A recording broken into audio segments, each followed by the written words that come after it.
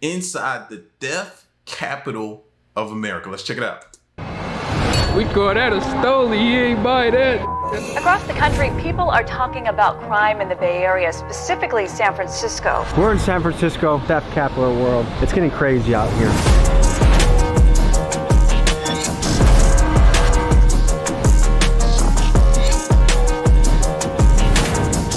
What's the biggest haul you've ever had? They call me the high-speed specialist.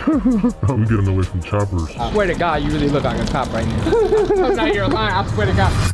Overall theft in America seems to be dramatically on the rise, and no city better exemplifies this than San Francisco. Another brazen theft at a San Francisco drugstore. It's happened again. 4 women run off after stealing from a CVS pharmacy. Yo, I've been seeing this a lot on social media. People posting videos where people just going in stores, grabbing stuff and running out in groups, man. Remind me to take San Francisco off of my list of places to visit this year. $1 million worth of goods suspected to be stolen out of San Francisco. Every day in Bay Area news, you can read stories about car theft, retail theft, robberies, and more. San Francisco was once one of America's golden cities, but the crime here is so wild that newspapers and locals have started referring to this place as Gotham City. Part of why this is happening are policies like Proposition 47. Essentially, what Prop 47 does is make any theft under $950 a misdemeanor where the person stealing faces little to no consequences. Under current state law, shoplifting merchandise valued under $950 is considered a misdemeanor. In turn, this has led people to make careers as professional thieves. In the Bay Area, these people are referred to bippers, boosters, and fences. Boosting is when someone goes into a store and takes out as much merchandise as they can get away with, and fences are the people that buy the stolen goods from the boosters and sell it into the black market. Authorities say they are organized gangs of criminals who sell the merchandise to a fencing operation. The result of this has been costly for San Francisco. Retailers are pulling out left and right. In Union Square, once a high-profile destination, 17 retailers have pulled out since 2020. What did they think was going to happen when they passed these laws? Oh, only up to $950, that's a misdemeanor. What did they think was going to happen? And in turn, what the businesses, how are they going to respond once this stuff started happening? They want to pull out. They don't want to be there. They don't want to have to be subjected to all this type of stuff. I heard a thing a while back about Walmart one time contemplating about shutting down certain stores because of the theft they were having. So, what did they think was going to happen? Includes places like Nordstrom, Office Depot, and Old Navy. Starbucks alone has closed at least 19 locations in the San Francisco area. The impact of this is that thousands of people no longer have a place to work. To take a closer look at this issue of theft, we dive into the underworld. In this episode, we explore black markets and we talk to bippers, boosters, fences, and guys that pull heists. Folks, an announcement you should know about: a live event in Milwaukee at the Oriental Theater, March 7th, 7 p.m. I'm screening 2 shows and supporting. I got some drink and some Percocets up in the stew and it got me geeked up like a nerd. If I say something stupid my way, then I'm gonna lose brains on the curb. I got a whole lot of motherfuckers, I even got that you ain't never heard. Folks, today we're diving into San Francisco's theft culture. The amount of boosting and bipping and stealing and thievery is almost unbelievable. And we're going to take you directly into that world today. And that's what we pledge to bring you on this channel. The real, raw, inside scoop of what's happening. We're about to go meet a crew of boosters who are outside of a Macy's. So we'll see you there. How do you even... One thing you're gonna... How do you even get in contact with the boosters to say, hey man, I want to interview you guys? Do they have like a business card or something like that? I don't even know. Notice there's a lot of boarded up places. A lot of businesses are deciding it's not worth it being in San Francisco anymore. A lot of retail places are closing up because of all the thievery. San Francisco's once bustling downtown streets still struggling to bounce back as retailers continue to flee. A lot of retailers have been pulling out of the city. In the past few weeks, Westfield announced it's giving up its prominent downtown mall location, while AT&T revealed it is closing its flagship store in the city. This is a place you don't want to leave valuables in your car. Lock your vehicle. We're looking in the bipping and boosting. Oh my God. Is it crazy here? It's pretty crazy. Have you ever had your car windows? Me personally, no. Do you know people that have their car windows smashed? Most definitely. What do you think about that? way to survive out here, I guess. I mean, as long as you know what you're doing, keeping it straight, you know the right people, you should be good. Someone bashes out your car window, steals your phone charger, your phone, all your stuff. What should happen to that person? If I can find him, man, it's over with for him. Nothing with the police? We never get the police involved. Why? They won't do nothing anyway. Just the mind, just the mind frame you gotta be in to live here, to know or to think that cops ain't gonna do nothing. So, hey, I gotta take matters in my, like, the mind frame. How you doing? Good, bro. Nice to meet you. You too, Bob. So this place is crawling with police. I don't know how anyone's gonna get this job done. I would be deterred. By this much police, I would be deterred. This is ballsy. I was expecting it to be a lot easier, but this actually seems like it's kind of difficult. I've never done any boosting before, but I'm looking at Macy's and there's security guards and police everywhere. Is that normal? Absolutely. It seems like it's a high pressure situation. It doesn't seem as easy as I was picturing, which is just walk in, take it, and leave. Honestly, with some situations, it depends. You know, it depends on what the boosting style is. You know, some people are called guerrilla boosters, and they don't care. You know, they'll beep on the way out, so they'll just run in there, grab it, and they're gone. They got a name for it. They got a gorilla. Oh my God, they got a name for this. I'm walking out with an armful of Patagonia jackets. Can someone stop me? They can stop you. You know, it depends on the person. Some people have like security, like Diggs has security. They might say something to you. They're not going to chase you out the door. This is like a small army of police officers. If I was in the business of being a professional, I'd be like, I think I'm going to put my 2 weeks in today and I'll just do something else. Yeah, that's hot. You feel me? A lot of the boosters too are not really prone to like be hitting it in the city like that. A lot of people be jumping BART. They hit the suburbs? Yeah, they hit Emeryville, Dublin, Richmond, you know, all those different places out there, Oakland. Then they go and they do it like that, and then they hit the BART, they come back, and then they go to the market and they sell it there. Do you ever feel bad when you're boosting? Like, do you ever feel like this isn't the right thing to do? I'm not the booster, I'm the fence. I'm the one who buys it, you know, and then I flip it. There's a lot of retail stores shutting down in San Francisco right now. Obviously, the city knows it's going on, and there is some type of economy that it's working for them. The city would be scared to shut down boosting completely for all the different people, because then they would be worried about civilians getting attacked, you know, robbed, the cars getting dipped, those things like that. That's why they have the market open like that. So basically, if people can steal from like Dick's Sporting Goods, it's a lot less dangerous than stealing from individuals. Is that the idea? Yes, they're getting that insurance for those lost products. Dick's Sporting Goods closes. When Walmart closes, like you saw this in Chicago, there's just too much theft, and now people that depend on that place for their groceries, they're out of luck. What do you think about that?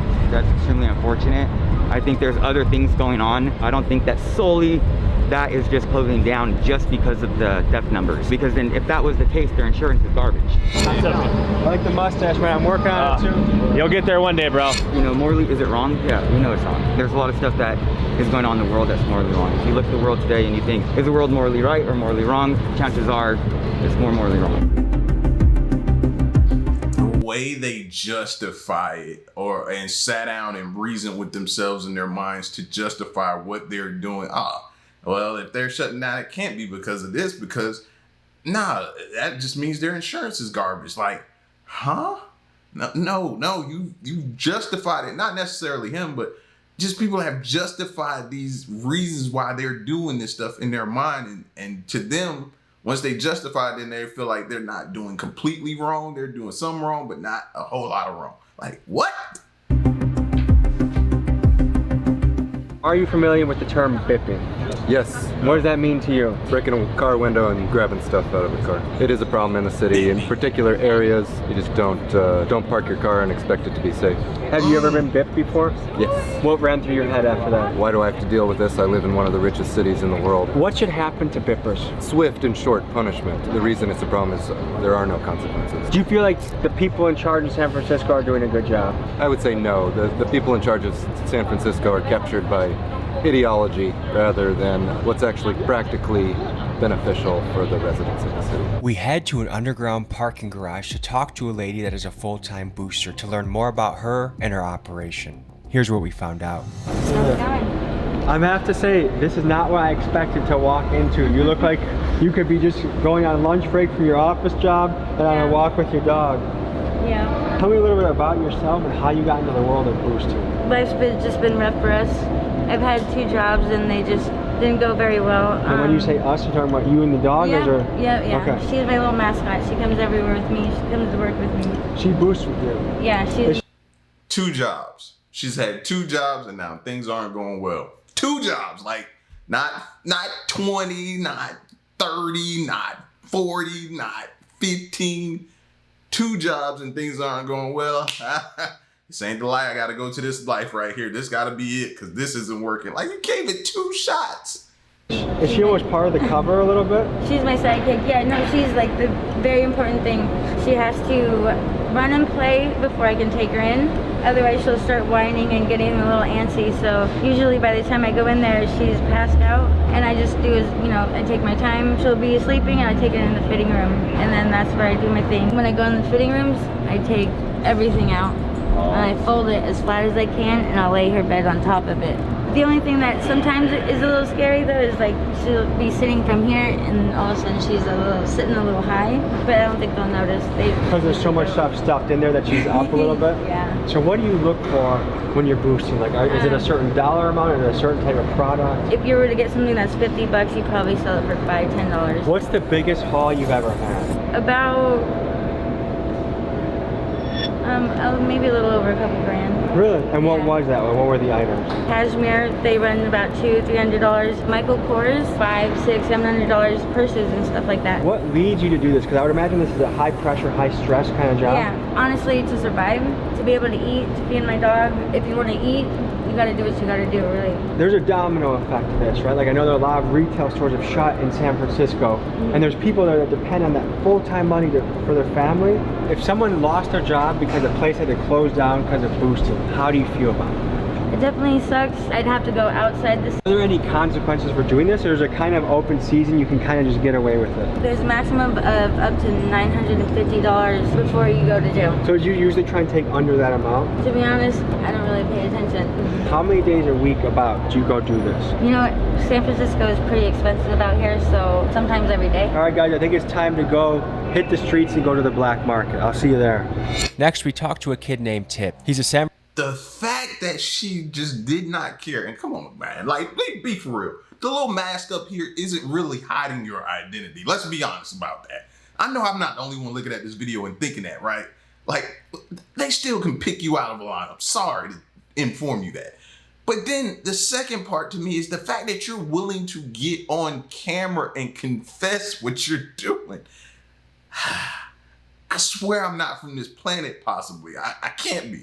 San Francisco local, and he takes us around the black market to show us the ins and outs of it. Here's what we found. They are organized gangs of criminals who sell the merchandise to a fencing operation. So we're about 3-4 blocks away from 16th and Mission, which is one of the primary black market areas in San Francisco. We're gonna hit the streets and show you what we see. Good to meet you. How you doing? Nice to meet you, man. All good. I'm just gonna show y'all a little insides of how is out here. It's really hot right now though. It usually be on like 16th Mission. They all then migrated up here. As you can see, the police just took everybody off. So was there just a sweep just before we came here? Just right now. Let's go check it out. This is where it all be before the cops just came and migrated everyone up out of here. You see how they all look. A lot of the fellas that speak Spanish are the guys that run around here? Yeah. Bro, they're they barely don't even speak English. Everybody who come out here who done stole something, got something, they come like right here. This hunting. You setting up. Twitter stage, whatever you need. So if I want to get a Patagonia jacket, Nikes, this is the spot to come. This is the spot. Okay. See, everything was just all laid out and set up on the floor until the cops just came like 5 minutes away. Then you said you'll get it by tomorrow? Whatever you need, straight up. So how easy is it to find stuff around here? Like if I'm looking to go Christmas shopping for the whole family, is this the spot to look? All you gotta do is come in the day before, tell us what you need, get an order for you, bring it to you. Sometimes you get lucky and you'll come here and there'll be like things that you would normally put in stockings or give like a small gift. Maybe even sometimes there'll be a big gift. Tell me the difference between retail price and what I can get out here. They pay 30%. Okay, so let's say a purse was like $300 at a store. At most $70 for it. Wow. It's a competitive market because they buy it, put it in their storage unit, and then go to the market and sell it for more. You know, so it's easier for us to put it online, but a lot of people use drugs, and it's easier to do it that way. There's a few steps in the chain, right? There's the booster, the fencer. Is there another part of the chain too, or is that pretty much it?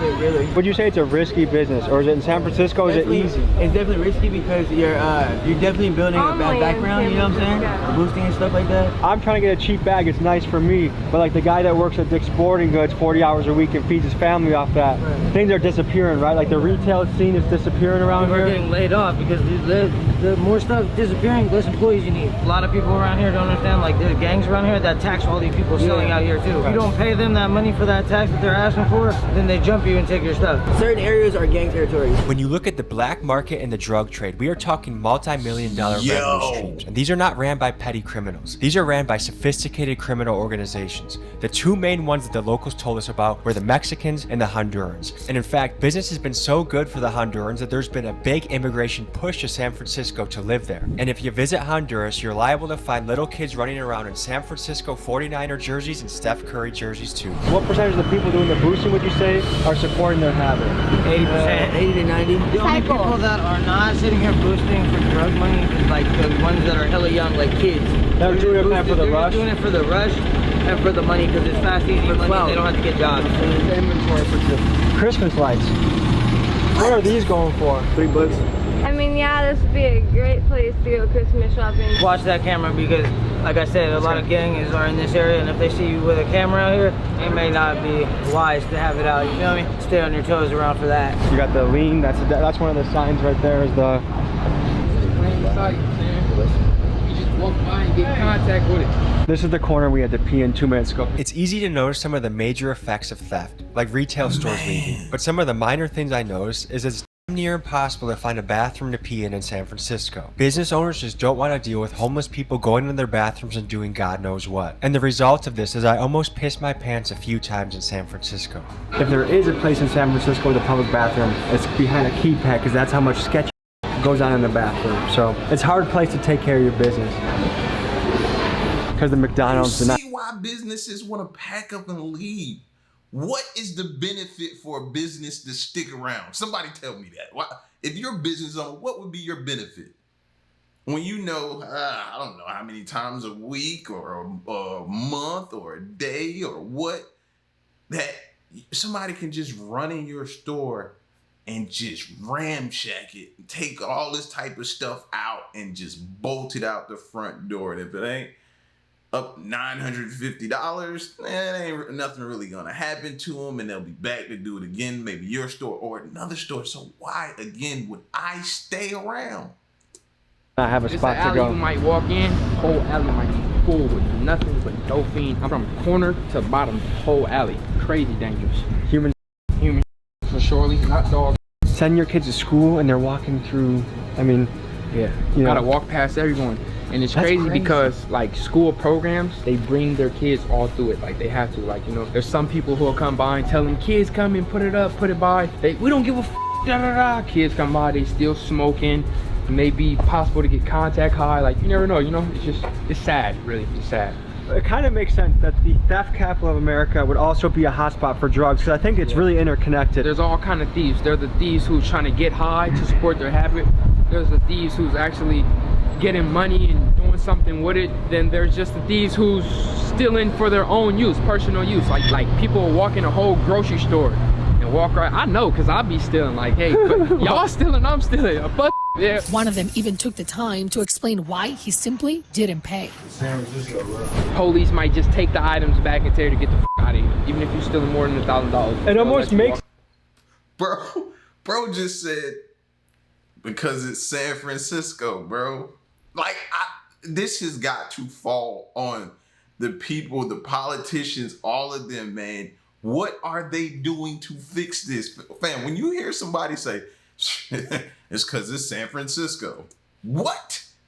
No, like a game. Like, okay, I'm going to go in there. I'm getting $950 worth of and I'm literally out. Like people count it and add up. I know personally, so. Can you go home and feel good about it? Like I did my job, or is it kind of like, I got my money, but I feel a little like not so good about it? Truth be told, I got my money. I don't feel too good about it. The other me is, I'm happy. You know, I got my money. I don't give a f what I did to get my money. I got it. $15, oh, 15. So this is some boosted perfume. So what does this go for? He want 15 in the store. You know how much? That's 100 and up for sure. Let me just get right, OG. Hey. Get right. Hey, don't do that. Don't do that. We just walked past a guy that had some boosted cologne. Yo. What? Wait a minute. Fam just sprayed his whole body, bro. He just got right there. And when dude was looking at him like, what? He was like, hey. Like pretty much telling him, bro, you stole this. Like, what are you talking about? You getting mad at me because I'm ripping you off? You just ripped somebody else off. What did, oh my God.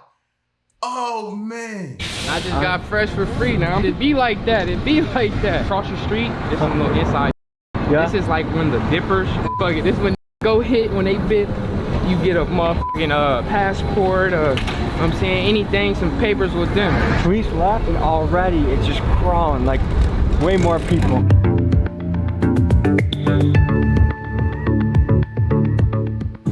Jewels, shampoo, soap, Tylenol. Some pills for back pain. This is a medical center. Ooh. Estoy comprando cosas para Navidad. Para Navidad, ok. Jordan. ¿Tiene un 10.5? Este 10.5. Bonito, deportivo. Oye, ¿qué pasa el otro? It's an 8.5. El otro. ¿Tiene uno de ahí? Ahí me sacan TikTok. Gracias. Well, put me on TikTok. The next guy that's gonna take us in a little bit deeper.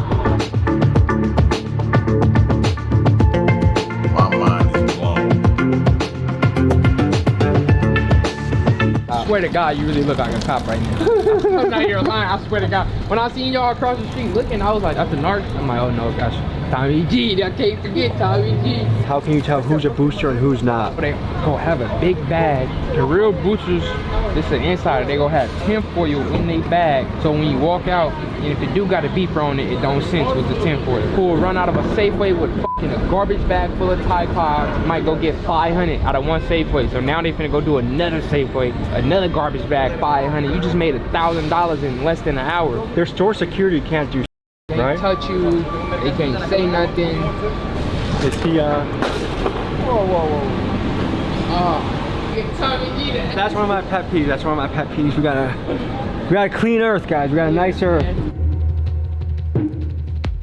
Holy snap, bro.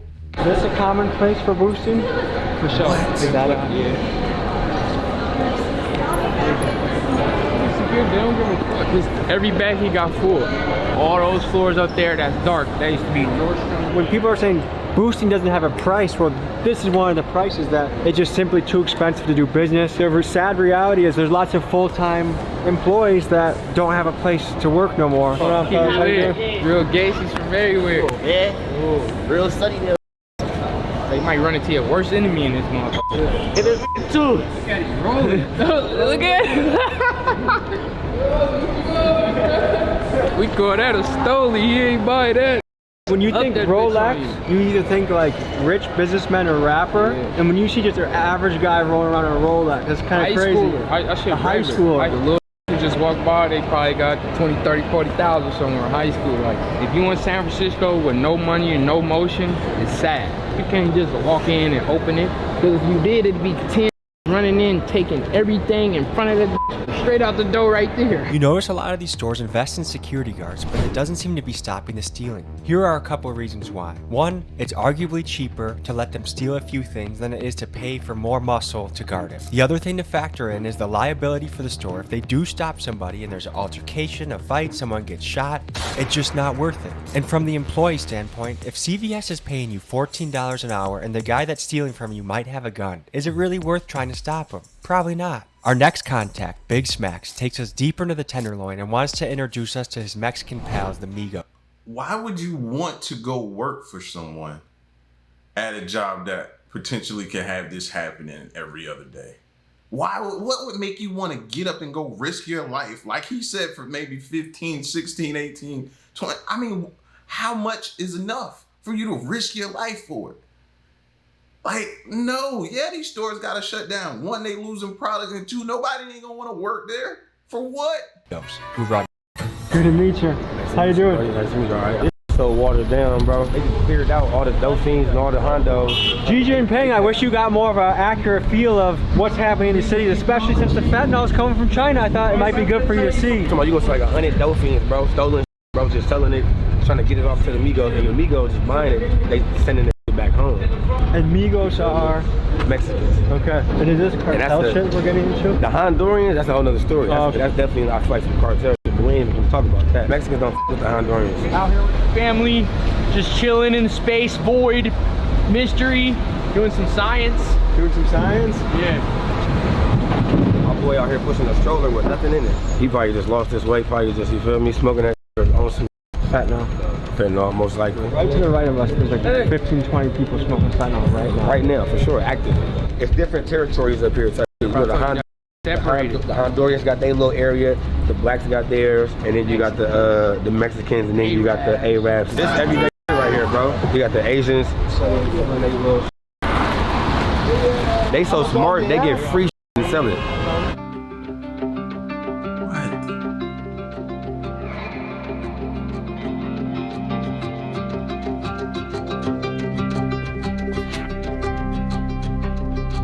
And that foil is supplied by the nonprofits. Exactly. That's crazy to me. Crazy, that's what I'm saying. You think that's a bad move for taxpayer money? That's why I would never get a job, ever. I gotta look at this young lady. She probably around our age. That's over there? Just got the. We're about to meet some other fellas who really run the market, the Mexicans. How you doing? Is that famous dude? Yeah. No. Hey, que pasa, mi hombre? It's Tommy G, eh? Everybody know Tommy G. Come on, there you know. You gonna blur her face out? Hey, wait, what happened to camera? Hey, wait, no. No. It's, we shoot documentaries. No, I know. Hey, look, I got you, bro. He's my YouTuber. See you guys. Have a good night. They've been knowing me. He definitely needed a tour guide to walk in some of those areas, bro. You know what I mean? He just not getting a pass just because he got a camera. No, he had to have somebody there who's official, who's well known, who's respected, and they would let and allow something like this to go down, bro. Since I was a young, like running around, snatching phones, coming to sell that to them. Have you ever felt bad after bipping somebody? I ain't gonna lie, nope. What if it's a single mom and she can't afford to fix her windows? I wouldn't know if it's a single mom or not. As long as I don't see it, I would not feel, you feel me? I can't feel no type of way. If I just see the car with her person there, I'm taking it. You just try not to think about who it might be. Exactly.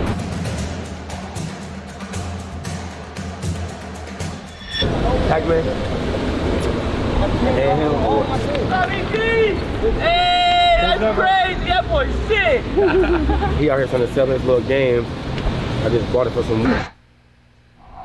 In this last segment, we interview Jerry, a professional thief who has done an assortment of wild crimes, from heists to getting ATMs to robbing other criminal organizations. This guy gives us an inside look about the mentality of pulling a heist.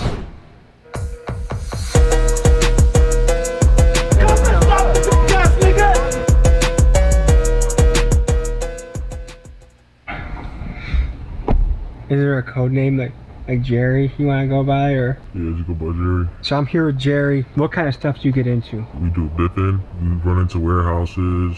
It don't matter, anywhere that got some money, we take safes, ATMs. You take an ATM? Yup. You literally drive up to a bank and take the ATM? Not from the bank. You go to gas stations and stuff. Or like apartment lobbies? ATM, you hook a chain onto it and just drag it out. What's the most you ever gotten from an ATM play? 15,000, 10,000. Off one. Every some nights you do like 5 of them. Tell me about the warehouse heist. You go to a warehouse, take valuable things. Take a lot of valuable things. Take marijuana, anything that brings you money. So California has a lot of grow houses. And even though it's legal weed, you can steal it all and sell it on the black market, or you sell, how does that work? I got buyers for them everywhere, out of state, 500 piece, 1,000 piece. They're all getting sold the next day. I hit a watch out here in the Bay. Richard Milley sold it right away for 80,000. Broad daylight. I'm sure that man worked hard for his Richard Milley. Is there any way you feel about taking that from him? No, I don't feel bad for nobody.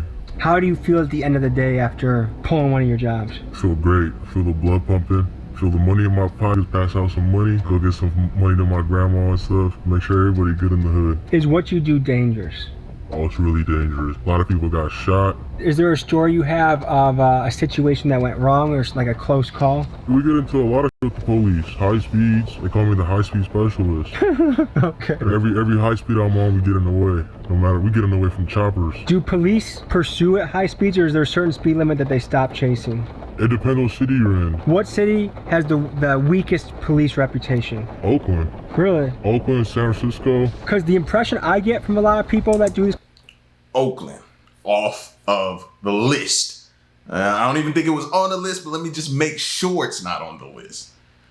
Kind of stuff is it's almost open season. Like there's very little consequences and it's kind of easy to get away from. For bipping, there's very minimal consequences. Unless you get into a bipping, like you really hurt somebody on the bip mission. Do you know people that have gotten hurt bipping, like the person defended themselves or shot back or defended their car? Yep. One of my little niggas was on a bipping mission and the person he bipped started shooting at him. And it didn't go well, you know what I'm saying? Are you ever nervous before you do this? I never get nervous.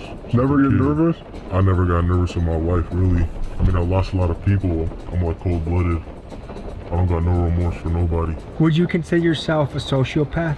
Nah, not really. I mean, but, you know, you gotta do what you gotta do to make a living out here. I mean, as long as there's money in it, I'm in it.